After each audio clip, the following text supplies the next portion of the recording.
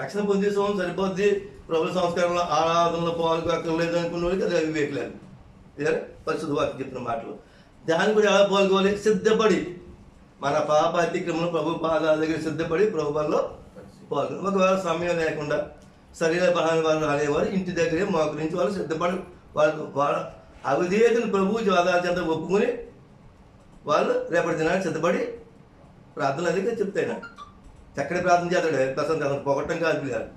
నాకు చాలా ఇష్టం ఏంటంటే చక్కగా ఉన్నదాన్ని ఉన్నట్టు ఒప్పుకున్నామని నాకు చాలా ఇష్టం. సంఘంలో అనేది ఉన్నది ఉన్నట్టుగా అందరూ ఏ ఒక్కడో పరిస్థితులు లేని పరిస్థితి చెప్తుంది. పరిస్థితులుగా మనం మారినందుకు ప్రయాసం అంతా.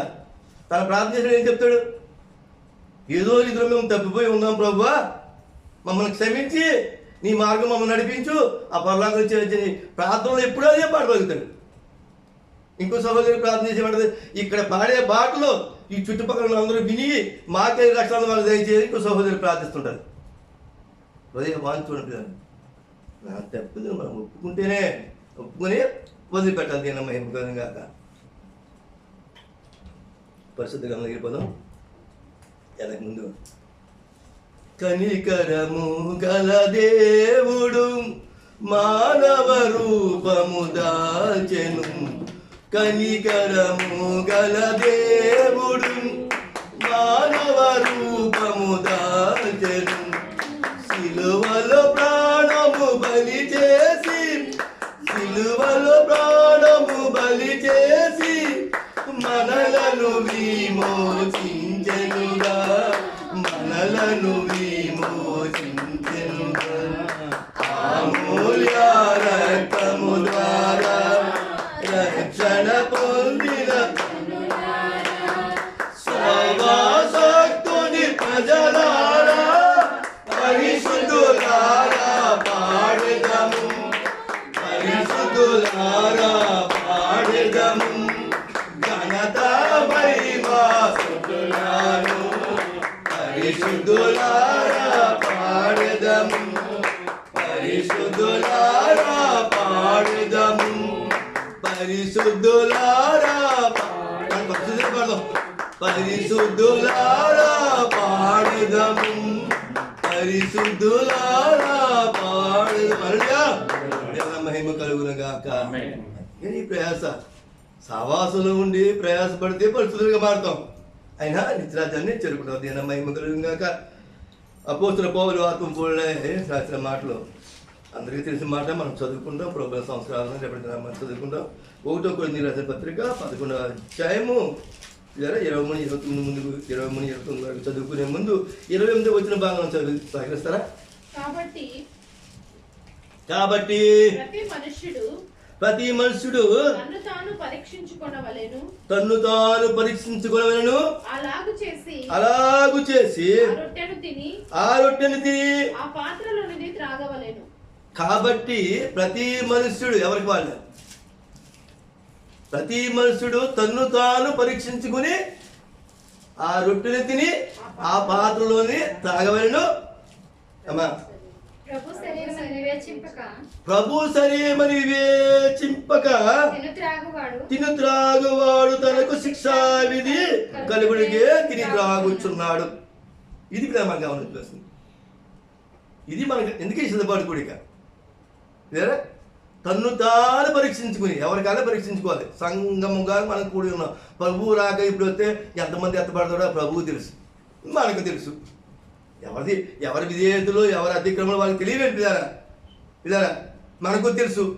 ఎత్తపడేవారు ఎవరు విడవాడు ఎవరు మీ బట్టికి మీకు తెలుసు, నా బట్టికి నాకు తెలుసు, నా అంతరాంతము తెలుసు. నేను ఎత్తపడతానో విడవబడతాను. ఇదారా తన్ను తాను పరీక్షించుకుని. అందుకే ఎప్పుడు చెప్తున్నా, భార్య రక్షణ భక్తి రాదు, భక్తి రక్షణ భార్యకి రాదు, పిల్లలకి రాదు. ఎవరి రక్షణ వాళ్ళదే, ఎవరికి వాళ్ళే పరిస్థితులుగా మనం కాపాడుకుంటూ ముందుకు కొనసాగాలి. దేవుని మహిమ కలుగుగాక. ఇప్పుడు మనం నుంచి చదువుతారా? 23 నుంచి చదువుతారమ్మా. అమ్మా 1 కొరింథీయుల రాసిన పత్రిక 23వ అధ్యాయం 23-29 వరకు చదవండి. నేను జాతీయం ఉంటుంది పరిమాణం చదువుకుంటాం. నేను మీకు అప్పగించిన దానిని ప్రభువు వల్ల అంటే ఆయన తండ్రి వల్ల పొందితిని. ప్రభు అయిన యేసు తాను అప్పగింపబడిన రాత్రి ఒక రొట్టెను ఎత్తుకుని కృతజ్ఞతాస్తుతులు చెల్లించి దానిని విరిచి ఇది మీ కొరకైన నా శరీరము. ప్రభు చెప్పిన మాటలు విని భక్తున్న మాట కాదు. ఇదేనా? ఒక రొట్టెని విరిచి ముందు కృతజ్ఞతాస్తుతులు చెల్లించాడు. తండ్రికి కృతజ్ఞతలు చెల్లించకుండా, తండ్రికి ప్రార్థన చేయకుండా ప్రభు ఏమీ చేయలేదు భూమి మీద. ముందైనా కృతజ్ఞతలు చెల్లించాడు, దాన్ని విరిచి ఇది మీ కొరకైన నా శరీరము, నన్ను జ్ఞాపకము చేసుకున్నట్టుగా దీన్ని చేయడం అద్భుతం అనిపించదమ్మా. ఆ ప్రకారమే భోజనం పిమ్మట ఆయన పాత్రని, నాకు ఇక్కడ బైబిల్ తీసి పెట్టుకుని ఆయన కూడా చదివితే నాకు ఇంకా ఉత్సాహం ఉంటుంది. పాత్రను ఎత్తుకుని ఈ పాత్ర నా రక్తం అయిన కొత్త నిబంధన ఆగమ. ఈ పాత్ర నా రక్తం అయిన కొత్త నిబంధన. 51 దావీదు కీర్తనలు, అది దావీదు భక్తుడి కీర్తన. ఆ కీర్తన క్రైస్తవ జీవితానికి ఆధ్యాత్మిక మనం బలపడాలంటే తీద్దామా చాలా ప్రాముఖ్యం. అది ఆయన ఎలా ఒప్పేసుకుంటాడంటే ప్రభు చెంత పాదాలు చెంత అబ్బా ఆయన కల్మస్తాలు లేని, దోషాలు లేని, ప్రతిదీ ఇష్టోపుతున్నాను కడిగి అంటాడు. హల్లెలూయా. అంతగా ప్రభు పాదాలు చెంత మొరపెట్టిన భక్తుడు ఎవడో లేడేమో అనుకుంటాను నేను. అత్యంత ప్రియుడు, అందుకే ఆయనకి ఇష్టమైన భక్తుడు దావీదు తండ్రికి. ఇది నా రక్తం అయిన కొత్త నిబంధన. ఇది కొత్త నిబంధన. కొత్త నిబంధన ప్రకారం రక్షణ పొంది సంఘంలో చేర్చబడిన మాత్రం ఈ కొత్త నిబంధనను అనుసరించాలి. ఆయన శరీరం తినాలి, ఆయన రక్తము తాగాలి. ఇది కొత్త నిబంధన. దేవుడు మనకి ఇచ్చిన కొత్త నిబంధన. ఇది న్యూ టెస్ట్మెంట్ అనమాట. హల్లెలూయా. చాలా ప్రాముఖ్యమైనది క్రైస్తవుడికి. ఇది ఈ మహాభాగ్యం దేవుడు మనకి ఇచ్చాడు పరమ తండ్రి. అందరికీ లేదు ఇది. కొంతమంది చాలా మంది అంటారు. అయితే ప్రభు ఏం చెప్తున్నాడంటే తీర్పు తెచ్చుతో అని చెప్తున్నాడు. అంతే. మనల్ని తీర్పు తెచ్చుతో అన్నాడు. మనల్ని తీర్పు తెచ్చుతో చాలా మంది అంటారు. మామూలు చాలా మంది అంటారు. నాకు తెలిసిన వాళ్ళు ఇస్లాం మీరు డైరెక్ట్గా అల్లానే పూజిస్తారు కదా. నేను ఏమైనా క్రిటిసైజ్ చేసేస్తున్నా. అయితే ప్రభు ఇష్టం అది. అయితే బైబిల్ చెప్పేది ఏంటంటే నేనే జీవమును మార్గమును సత్యమును నా ద్వారానే తప్ప ఎవరు తండ్రి వద్దకు చేరాలని చెప్పేసి బైబిల్ చెప్తుంది మనకి. వాళ్ళకి రక్షణ ఉందా లేదనేది ప్రభు తండ్రి చిత్తం. అది యూదులు వాళ్ళు డైరెక్ట్గా తండ్రికి యెహోవా దేవుడికి ప్రార్థన చేస్తున్నారు. యూదులు చాలా భక్తితో నిష్ఠతో ఉంటారు. అయితే వాళ్ళకి రక్షణ ఉందా లేదనేది తండ్రి చిత్తం. అది దాన్ని మనం ఏమి చెప్పలేము దానికి. అయితే క్రైస్తవులుగా మనం రక్షణ పొంది బాప్తిజం పొంది సంఘంలో చేర్పడిన మనమైతే మాత్రం కదా తప్పకుండా ఈ కొత్త నిబంధన మనం ప్రభుల సంస్కార ఆరాధనలో పాల్గొవాలి. ఆయన శరీరం తిని ఆయన రక్తం తాగేవాడు, నిత్య జీవము కలవాడు. ముందుకెళ్దామా. మీరు దీనిలోని తాగినప్పుడల్లా నన్ను జ్ఞాపకము చేసుకుని దీని చేయడం చెప్పి సరిపోద్దమ్మా. అలా మనం ప్రయత్నం. ఎందుకంటే మనం పరీక్షించకుండా ఇంకా ముందుకెళ్తే దాన్ని శరీరాన్ని రక్తాన్ని ఏదో అనాలోచితంగా తీసుకుంటే కొంతమంది బలహీనలు అవుతున్నారు, రోగస్తులు అవుతున్నారు, పాపానికి లోన్ అవుతున్నారు, పాపానికి దోషలు అవుతున్నారు. అయితే మనం ఏంటంటే మనం పరీక్షించుకుని ఏదో అనాలోచితం కాకుండా చక్కగా పరిశుద్ధంగా దీన్ని మనం చేసుకోవాలి. అందుకే అపోస్తుల పేరు మన అపోస్తులు పేతురు అంటాడు కదా దీనమయంగా. ఒకటో పేతురు రాసిన పత్రిక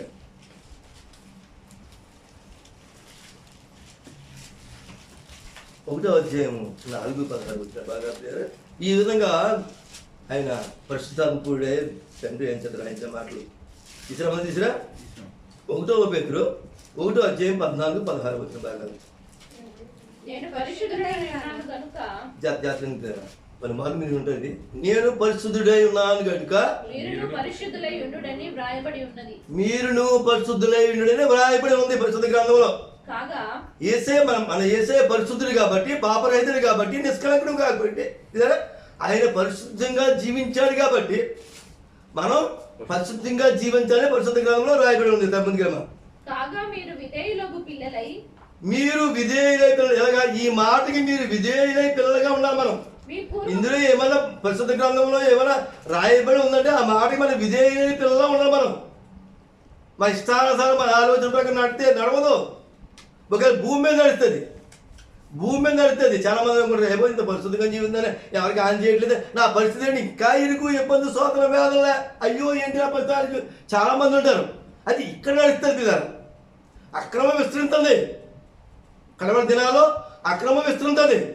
అయితే విజయం మాత్రం లేదా పరిశుద్ధంగా జీవించాలి. ఆ విజయం ఏంటంటే, ఆ జీవ కిరీటం ఏంటంటే పరలోక రాజ్యం పరిశుద్ధంగా జీవించే వారికి స్వాతంత్రం. తెలియ మీ పూర్వపు అజ్ఞాన దశలో మీకుండిన ఆశలను అనుసరించి ప్రవర్తింపక, మనం పూర్వం మన అజ్ఞాన దశలో మనకున్న ఆశలను అనుసరించి ఇంకొక రక్షణ పొంది సంఘంలో చేర్చబడి ప్రభుత్వ సంస్కరణలు ఆరంభపడుకుని మనం అలా నడవకూడదు, దాన్ని విసర్జించాలి. అమ్మ మిమ్మల్ని పిలిచిన వాడు పరిశుద్ధుడై ఉన్న ప్రకారం, మిమ్మును పిలిచిన వాడు మన యేసయ్య, మనల్ని పిలిచిన యేసయ్య పరిశుద్ధుల ప్రకారం మనం కూడా పరిశుద్ధంగా ఉండాలి. మీరును సమస్త ప్రవర్తన యందు పరిశుద్ధులై ఉండుడి. పరిశుద్ధులైన సరిపోద్దమ్మా.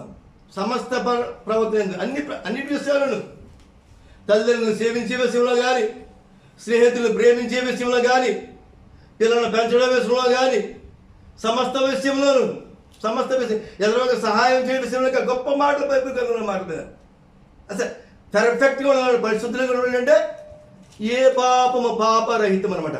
ఏ పాపము లేకుండా జీవిస్తేనే మనం పరిశుద్ధులుగా ఉంటాం. ఇది మాట ద్వారా కానీ, ఆలోచన ద్వారా కానీ ఎందులో తప్పుకోకూడదు, ఏ విషయంలో తప్పుకోకుండా పరిశుద్ధంగా జీవించేనే ఆ పరలోక రాజ్యం మనం చేరుకుంటాం. ఎందుకంటే ఆయన పరిశుద్ధి కాబట్టి మనం పరిశుద్ధంగా జీవించమని చెప్పే అధికారం ఆయనకు ఉంది. కాబట్టి పిల్లలుగా దాన్ని మనం ఆ పూర్వ జ్ఞానము చేత పూర్వ ఆశలోనే అన్నిటినీ విసర్జించి ప్రభువును రక్షణగా అంగీకరించి సంఘంలో చేర్చబడి ప్రభుత్వ సంస్కారంలో పాల్గొంటాం. మనము ఒకవేళ ఇంకొన అటువంటి విధేయత మనలో ఉంటే ఆ పూర్వ కోరికలే మాహం చూస్తూ శ్రీని చూడదన్నాడు మత్తయి 5వ అధ్యాయంలో ప్రభు పడిన ప్రసంగంలో. ఇదే చూస్తే చాలంటే పాపం చేసినట్టు అన్నాడు. Is the Bible. ఇదే పరిశుద్ధ గ్రంథం. ఇది ఆ మాట అంత పరిశుద్ధంగా ఉండే అంటే ఇక్కడ నిలబడి నేను వాకింగ్ చెప్పడం 4వసారి. ఎన్ని సంవత్సరాలు అయిందో ఆయనకు తెలుసు. ఈ సిద్ధపాటు గుడికి ప్రారంభించి ఇది 3వ సిద్ధపాటు గుడికి వాకింగ్ చెప్పాను. నేను సిలువ జ్ఞాన గుడిలో పోయిన సంవత్సరం చెప్పాను. 4వసారి వాకింగ్ పోయింది. ప్రతిదీ నాకు గుర్తుండదు. ఎవరన్నా గ్లాసులు మంచి ఇస్తే అది నాకు గుర్తుంటుంది. ఒక గ్లాసు మంచి ఇస్తే నేను గొప్పవాడిని చెప్పట్లా, నేను గొప్పవాడిని చెప్పలేదు. ఏమన్నా మహిమగా హల్లెలూయా, దేవుని స్తోత్రం. అమ్మ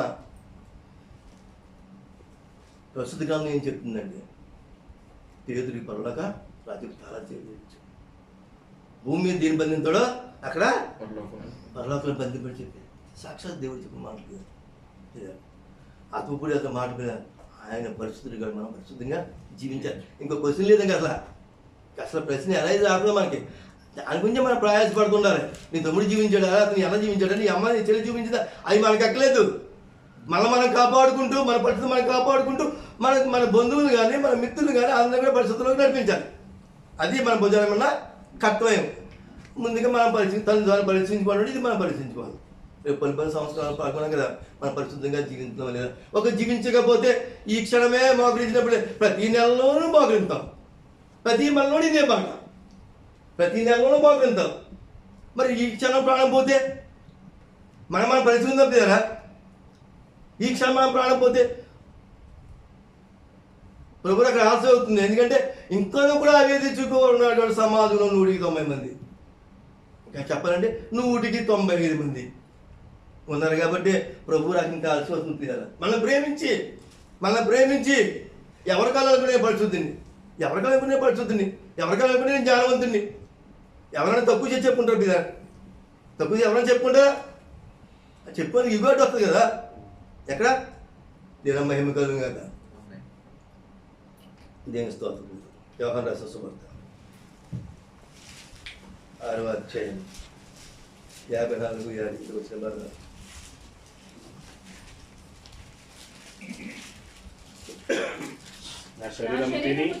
నా శరీరము తిని నా రక్తము తాగవాడే నిత్య జీవము గలవాడు. అంత్యదినమున నేను వానిని లేపుదును. నా శరీరము నా శరీరము తిని నా రక్తము తాగవాడే నిత్య జీవం గలవాడు అంత్య దినముల వాడిని నేను లేపు. ఒకసారి అమ్మా, అంత్య దినముల అంటే ప్రభు రాకడ పర్యంతము, కాలాంతమైన ప్రభు రాక పర్యంతము అని నేను లేపుతాను. అందుకే మాకు నిరీక్షణ నూతన సంఘాల్లో కానీ సిఎస్ఎస్ సంఘాల్లో కానీ. ఎందుకంటే ఇప్పుడు మనం చనిపోయే వరకు కదా మనం భూస్థాపన చేయబడతాం. ప్రభునందు నిద్రించిన మృతులు ధన్యుల పరిశుద్ధ వాక్యం లేఖనం చెప్తుంది. భూస్థాపన కార్యక్రమంలో మనం భూమిలో పాల్పడతాం. జీవించిన వారు ప్రభు రాక పర్యంతము వారు పరిశుద్ధంగా ఉంటే వారు ఆయనతో పాటు మధ్యాహ్నం ఎత్తపడతారు. ముద్రించిన మృతులు సరే వీరు సమాధిలోంచి లేచి ప్రభుతో పాటు మధ్యాహ్నం సంగతి. అవును ప్రియారా, అది మా నిరీక్షణ ఏంటంటే ఇదే పెద్దలు పెట్టారంటే మంచి పద్ధతే. చక్కగా ఎప్పుడు ఎల్లప్పుడు దేవుని మహింపరచడం కోసమే.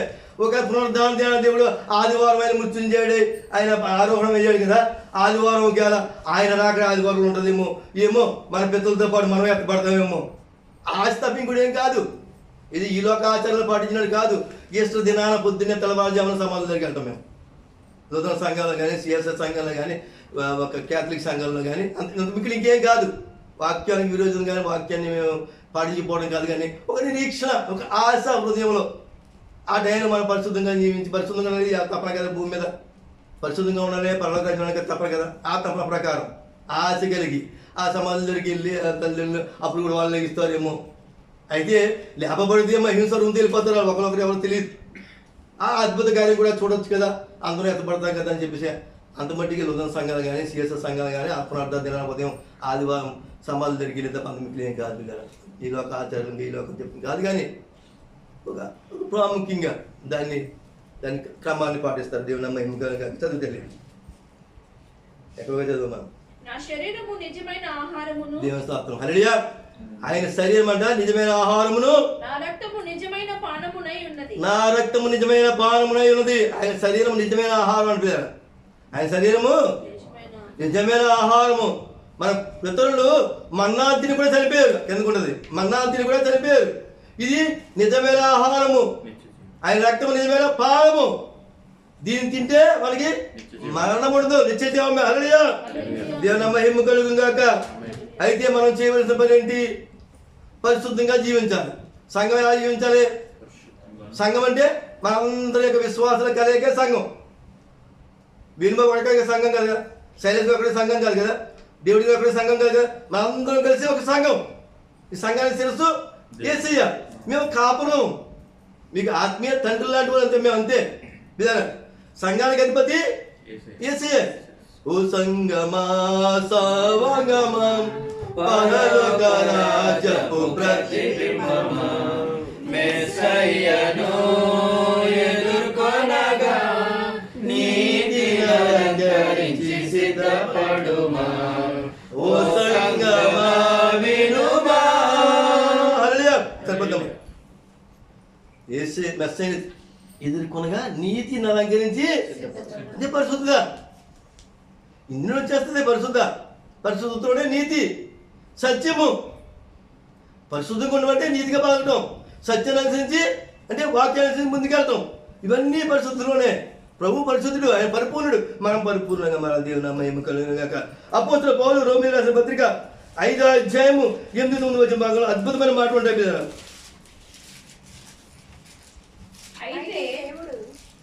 అయితే దేవుడు మన ఎడల అయితే దేవుడు మన ఎడల తన ప్రేమను వెల్లడిపరుచుతున్నాడు. ఎట్లనగా మనం ఇంకను పాపులమై ఉండగానే క్రీస్తు మన కొరకు చనిపోయాడు. అది దేవుడు మనల్ని ప్రేమించి ఈ లోకము పాపపంచమై ఉండగా, ఇదేనా అక్రమం విస్తరించుండగా, పాపుల మేలుడికి సర్వమానవాది పాపుల మేలుడుగా క్రీస్తు తన ప్రాణాన్ని అప్పగించాడు. తండ్రి మనల్ని ప్రేమించాడు కాబట్టి కుమారుడిగా బాధ్యత అప్పగించాడు. పిల్లలు చాలా మంది అనుకుంటారు ఏదో మన నీతి మనది మనం రక్షణ పొందేసాం, మేము పరిశుద్ధులము. అది కాదు పిల్లల. ప్రభు మనల్ని ప్రేమించే తండ్రి మనల్ని ప్రేమించే దేవుని నామానికి మహిమ కలుగును గాక. అమ్మా, కాబట్టి ఆయన రక్తం వలన అంటే క్రీస్తు రక్తం వలన నీతిమంతులుగా తీర్చబడి ఇప్పుడు నీతిమంతులుగా తీర్చబడి మరింత నిశ్చయముగా ఆయన ద్వారా ఉగ్రత నుండి రక్షింపబడదు. హల్లెలూయా. క్రీస్తు రక్తం వలన ఇప్పుడు మనం నీతిమంతులుగా తీర్చబడి మరింత నిశ్చయముగా కాదు, మరింత నిశ్చయముగా ఆ ఉగ్రతని మనం తప్పించబడతాం. ఏ ఉగ్రత నుంచి? ఆ నరకాన్ని మనం తప్పించబడతాం. అంటే రెండో మరణం నుంచి, ఆ నరకాల నుంచి. రెండే కదండి, పరలోకము నరకము. ఏమంటే ఆ ఉగ్రత ఏంటంటే పురుగు సావదు, అగ్ని ఆరదు. దాని నుండి ఆ ఉగ్రని మనం తప్పించబడతాం కదా మరింత నిశ్చయముగా. ఎందుకంటే క్రీస్తు మన కోసం చనిపోయి ఆయన పరిశుద్ధ రక్తం చించడం వల్ల మన పాపాలు పరిహరింపబడ్డాయి. దేవుని మహిమ కలుగును గాక. దేవుని స్తోత్రం. అమూల్యమైన మాటలు మనం చూసుకున్నట్టుగా దేవుని మహిమ కలుగును గాక. 1 పేతురు 1వ అధ్యాయము 5, 6, 7 ఈ హేతువు చేత మరింత నిశ్చయముగా ఆ ఉగ్రత నుంచి మనం తప్పించబడతాం అనే దేవుని మహిమ కలుగుగా. ఆ పరలోక రాజ్య వారసులుగా దేవుడు మనం తీరుతాడు. 1వ పేతురు అమ్మా 1వ అధ్యాయం 5, 6, 7 వచ్చాడు. కడవరి కాలమందు బయలుపరచబడుటకు సిద్ధముగా ఉన్న రక్షణ మీకు కలిగినట్లు విశ్వాసము ద్వారా దేవుని శక్తి చేత కాపాడబడు మీ కొరకు ఆ స్వాస్థ్యము పరలోకమందు భద్రపరచబడి ఉన్నది. హల్లెలూయా.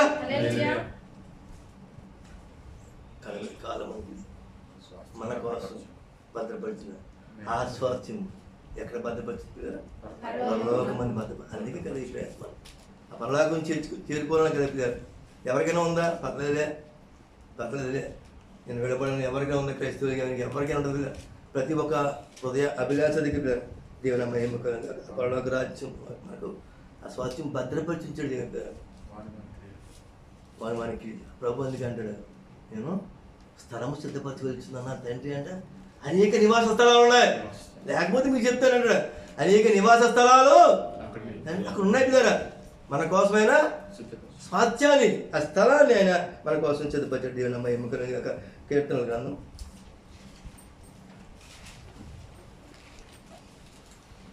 24వ అధ్యాయం 3, 4, 5 భాగాల్లో భక్తులైన దావీదు వెళ్తున్న మాటలు.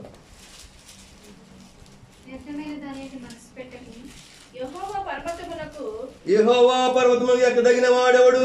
ఆయన పరిశుద్ధ స్థలములో నిలవదగిన వాడెవడు? అగమ్మా, యెహోవా పర్వతముకు ఎక్కదగిన వాడెవడు? ఆయన పరిశుద్ధ స్థలంలో నిలవదగిన వాడెవడు? ఆయన పరిశుద్ధుడు కాబట్టి ఆయన పరిశుద్ధ స్థలంలో మనం నిలబడాలంటే, ఆయన పరిశుద్ధ పర్వతం మనం ఎక్కాలంటే అమ్మా వ్యర్థమైన దాని యందు మనసు పెట్టకయు,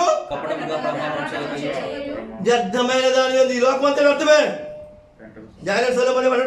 భూమికి ఉన్న ప్రతి సమస్తము వ్యర్థం వ్యర్థం వ్యర్థం అన్నాడు. ఈ లోక స్నేహము దేవునితో వైరింపారు. జాగ్రత్తమైన మీరు చెప్తున్న మీకే కాదు నాకు వర్తిస్తాయి, మీకే కల్పిస్తాయి, నాకు వర్తిస్తాయి. పరిశుద్ధ వాక్యం ఏంటంటే ఎండంచిన ఖడ్గం కంటే వాడైంది. ఖడ్గం కాదు, ఖడ్గం కంటే వాడైంది. మూలిగుల్లో తీసుకుని వెళ్ళిపోతున్నారు. చెప్తున్న నాకు, వింటున్న మీకు ఇద్దరికీ వర్తిస్తుంది. ఇది దేవుని మహిమ కలుగును గాక. వ్యర్థమైన దాని అందు మనసు పెట్టగా. వ్యర్థమైన ఏంటి? టీవీ సీరియల్ వ్యర్థమైనవి కాదా? సినిమా చూడడం వ్యర్థమైనవి కాదా? అంటే పరిశుద్ధంగా జీవితం మేము పక్కన సినిమా చూడొచ్చు, టీవీ సీరియల్ చూడొచ్చు. పిల్లరా, పరిశుద్ధ దేవుని మనకు కలిగి ఉన్నాం. పిల్లరా, నిలబడితే పరిశుద్ధంగా నిలబడాలి దేవుని కోసం అంతే. ఆమేన్. దేవుని మహిమ కలుగును గాక. ఎంతకాలం బతకమనేది కాదు, ఎలా బతకమనేది కావాలి. భూమి మీద అంతకాలం బతక ఉంటే మానవ రీత్యా ఎన్నో ఇబ్బందులు ఎదుర్కొంటాయి. దాన్ని మనం ఒప్పుకుంటూ సరి చేసుకుంటూ రక్షణ నిలబెట్టుకోవాలి. హల్లెలూయా. దేవుని మహిమ కలుగును. సమయం చెప్పండి, ఎందుకంటే మీరు కింద కూర్చున్నా నేను నిలబడి చెప్తున్నాను. చక్కగా నేను కుర్చీలో కూర్చున్నా మీరు అందరికీ కింద, అదే నా బాధ, మీకు ఏం కాదు. లేదా దేవుని మహిమ కలుగును గాక. కపటముగా ప్రమాణము చేయకయు, నిర్దోషమైన చేతులను శుద్ధమైన హృదయమును కలిగి ఉండువాడే వాడు యెహోవాను ఆశ్రయించబడును, తన రక్షకుడైన దేవుని యందు నీతి మత్వము పొందును. హల్లెలూయా. ఆయన యెహోవాను అలా జీవించేవాడు యెహోవాను ఆశ్రయింపడతాడు. పిల్లరా, యెహోవాను ఆశ్రయింపబడును, తన రక్షకుడైన దేవుని యందు నీతి మత్వము పొందును. మనం నీతిమంతులుగా మారాలంటే పిల్లరా, కపటమైన ఆలోచన మనలో ఉండదు. కపటమైన ఉండకూడదు. నిర్దోషమైన చేతులతో ఉండాలి. చేతులతో సహాయం చేసే చేతులతో ఉండాలి. ఇలా రెండు చేతులు జోడించి దేవుడి పాదాలు తాకే చేతులకు ఉండాలి. ఈ చేతితో హత్యలు, ఈ చేతితో స్త్రీలను చెరపడం, కాని పనులు చేయటం, దొంగతనాలు చేయటం, ఈ పనులు మనం చేయబడదు. ఒకవేళ మనం చేస్తుంటే మనం పశ్చాత్తాపడిపోవాలి. వాక్యం మనం తాగుతున్న మనం పశ్చాత్తాపడిపోవాలి. పశ్చాత్తాపడిపోతూ మనం సరి చేసుకుంటూ దైనందిక జీవితంలో మనం ముందుకు కొనసాగగా దేవుని మహిమ కలుగును గాక. దేవుని స్తోత్రం. 1 కొరింథీయులకు రాసిన పత్రిక 1వ అధ్యాయం 8వ వచన భాగంలో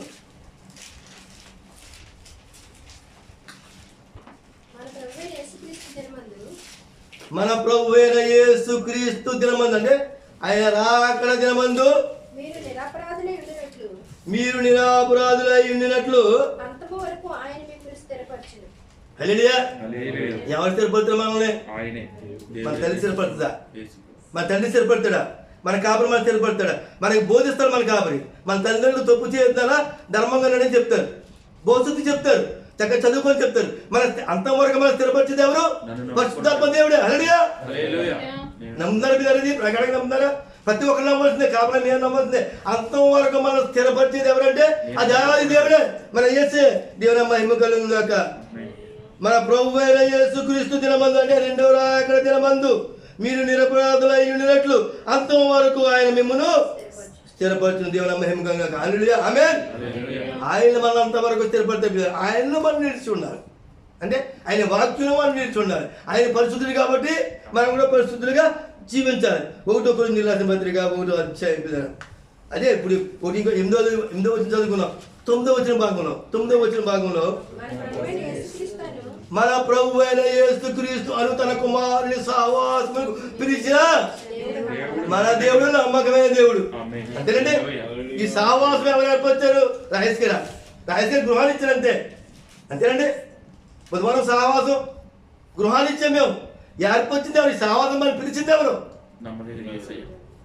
మన ప్రభువైన